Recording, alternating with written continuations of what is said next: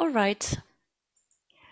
First of all, I would like to thank the organizing and scientific committee for having invited me to participate in this second Congress on DAO deficiency.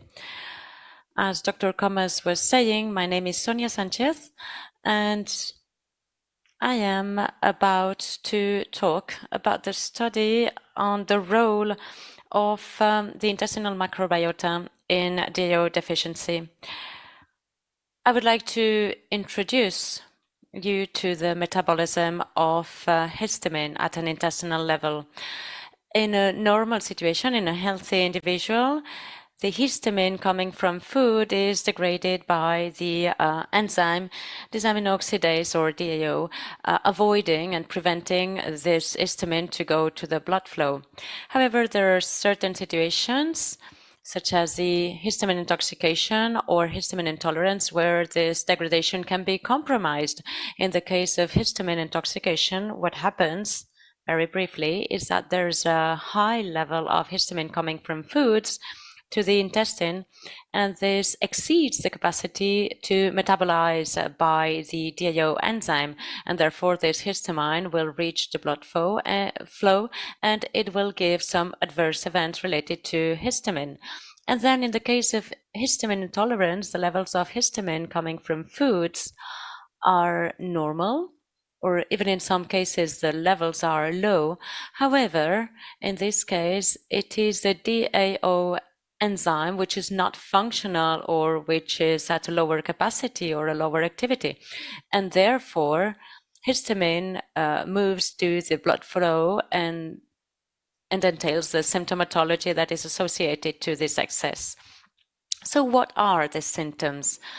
They may be diverse and variable because histamine exerts its effects because of the interaction with 4 different receptors that are distributed in all the body. So we can find symptoms at the level of the gastrointestinal tract, the skin, the nervous system, the respiratory system, and the cardiovascular system. And this multiplicity of symptoms entails that we cannot define a proper clinical situation. And this complexity has been reflected in a study by an Austrian group in which out of 133 patients, we saw that 97% of patients had more than 3 symptoms affecting the different systems in the body. And the symptoms would rather affect the gastrointestinal tract and maybe a little bit less the respiratory system or the skin. So now going back to DAO deficiency, what could be the origin of this deficiency? Well, at a genetic level, there are different polymorphisms that have been described in the gene of DAO that are related to this lower activity. This deficiency can be also related to a pathology at an intestinal level because some intestinal diseases can limit the secretion of this enzyme. And at a pharmacological level, there are certain drugs that can block or inhibit the DAO enzyme. However, more studies need to be conducted in order to know a bit more about this inhibition mechanism. Another possible origin of DAO deficiency, and again here more research is needed, is the existence of intestinal dysbiosis. In this case, the study by Xing and his collaborators shows that there are individuals who are intolerant to histamine, and they present a different composition in their microbiota to the control group. There's a higher abundance in these patients of the protobacteria, which can be related to intestinal inflammation. There's a lower abundance of bifidobacteria, which is associated to a good gut health, and lower species richness. So these authors showed that this intestinal dysbiosis could contribute to an inflammation of mucus and to a lower activity of the DAO enzyme. Our research group has conducted 2 studies recently. The first one was about the characterization of the profile and composition of the intestinal microbiota in individuals with symptoms of histamine intolerance, comparing them to a healthy population.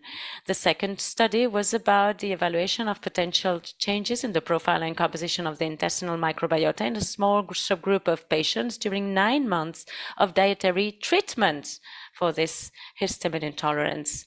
For study number 1, there were 26 volunteers. 12 of them were intolerant to histamine. They came from the Clinical Institute of DAO Deficiency, and 14 healthy individuals who had been recruited at the Food and Nutrition campus at the University of Barcelona. The inclusion criteria was age between 18 and 65 years, intolerance to histamine, and negative results in food allergy, IgG mediated. The exclusion criteria was pregnancy, lactancy, to have started a low histamine diet before the onset of the study, or taking antibiotics, prebiotics, or probiotics after the beginning of the study. Now, for the healthy group, the inclusion criteria was the same age as the previous group and no symptoms of histamine intolerance. The exclusion criteria for the healthy individuals was exactly the same as for the intolerant group. All the volunteers had their microbiota composition determined with 16S sequencing of the V3, V4 region of bacterial RNA. And the bioinformatic analysis of the microbiota was made by SBioCloud database. All this data represents the different abundance of the phylum, families, genera, and species. And the alpha diversity was measured during the Shannon index, and beta diversity was measured as well. Now, as for the findings in this study, here we can find the relative abundance of the different phyla that have been detected in the different groups of the study. Both groups have a very similar profile, and the firmicutes and bacteroidetes are represented, and they both represent 90% of the intestinal microbiota. However, in the intolerant group, there is a slight increase in the abundance of proteobacteria, even though it is not statistically significant. An increase in this phylum has been proven as a marker for intestinal dysbiosis. And there are some authors in other studies who have shown this. For instance, in the case of intestinal bowel disease, there's the same situation, or in the irritable syndrome. And here, in terms of the families, there are some differences that have been observed, and there are some statistically significant differences that have been observed in these 4 families that you can see in the screen. There's an abundance of the Prevotelaceae, as you can see in the screen. A lower proportion of Prevotelaceae has been related with a reduction on the synthesis of mucin, which could increase the gut permeability. And therefore, we could hypothesize that if there is this increase in the gut permeability, this would facilitate the introduction of metabolites such as histamine, and this could eventually trigger the adverse symptomatology of DAO deficiency. Regarding the genus and the species, in these 2 graphs, we show the statistically significant differences for both groups, because as you know, there are many different genii and species in the intestinal microbiota, and if I had represented absolutely everything, we could not see anything at all. So with regard to genus, we observe 25 differences, and for species, we observe 30 differences. Now, amongst these differences, we see that the intolerant group has a lower relative abundance of properties that are beneficious of the intestinal biosis. Concretely speaking, we're talking about Rubinococcus, which can degrade complex polysaccharides into simple sugars and making them more available for the epithelium cells, and Faecalibacterium, especially Faecalibacterium prausnitzii, is one of the most important butyrate producers in the intestine. And Faecalibacterium prausnitzii could be a marker of good gut health. On the contrary, in the group of intolerant patients, there's a higher relative abundance of species that lead to the formation of histamine. For instance, there's the case of the genus Staphylococcus and Proteus, also Enterobacteriaceae, and Enterococcus faecalis and Clostridium perfringens.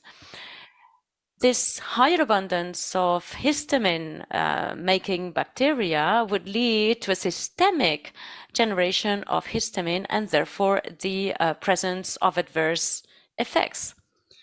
Now, regarding bacterial diversity in this graph, I can show you the alpha diversity that has been measured through the Shannon index and the Simpson's index. And there are statistically significant differences detected in both groups.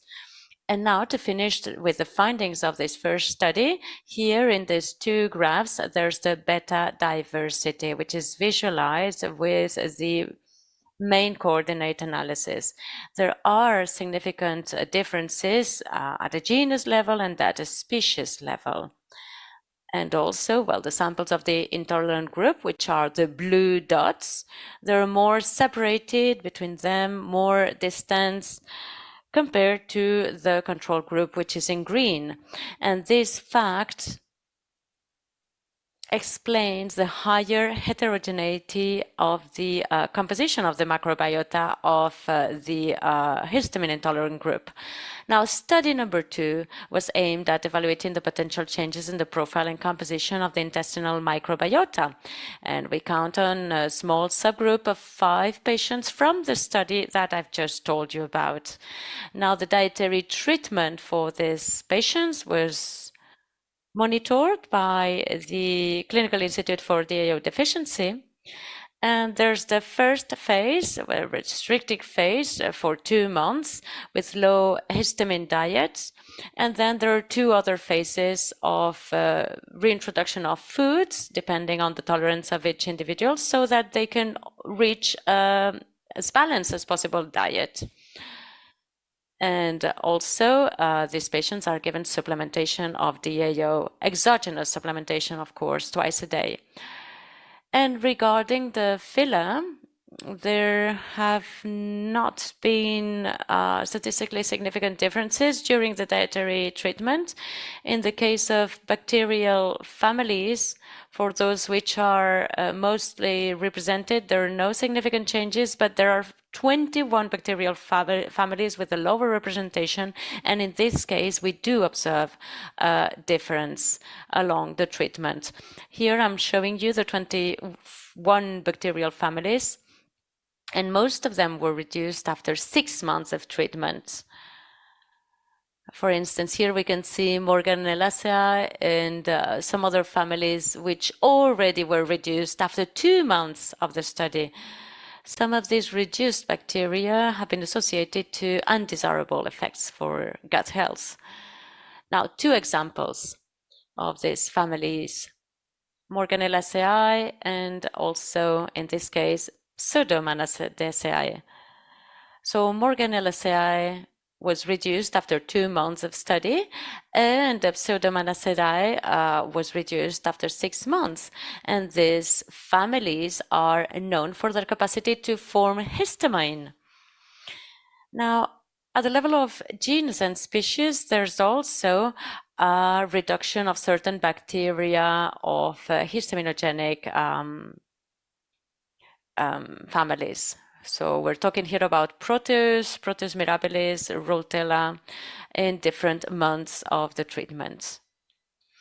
I would also like to underline that during the study, we saw an increase of Roseburia species, which is a bacterial group that has beneficial properties for gut health because of the capacity to form a butyrate and short-chain fatty acids. So the conclusions of the first study.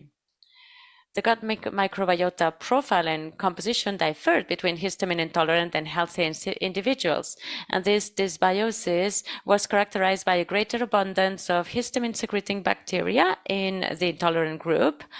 And in the second study, we conclude that there was a change in the gut microbiota profile and composition in 5 histamine-intolerant patients following a low histamine diet with DAO supplementation. During this period, the relative abundance of histaminogenic bacteria was observed, especially for Morganelliaceae and Pseudomonaceae, as well as the genera Rotella and Proteus. However, these results need to be confirmed with other studies with a larger number of patients and a group of healthy individuals also following the same low histamine diet. Now, before finishing, I would like to provide you some more information and links about the articles that are derived of these studies. The first one is intestinal dysbiosis in patients with histamine intolerance, other nutrients review, and also study number 2 on the dietary treatment of histamine intolerance reduces the abundance of some histamine-secreting bacteria. And well, last but not least, I would like to thank you for your attention, and I would like to tell you that I'm available during the colloquium to to provide some answers if there are any doubts. Thank you very much.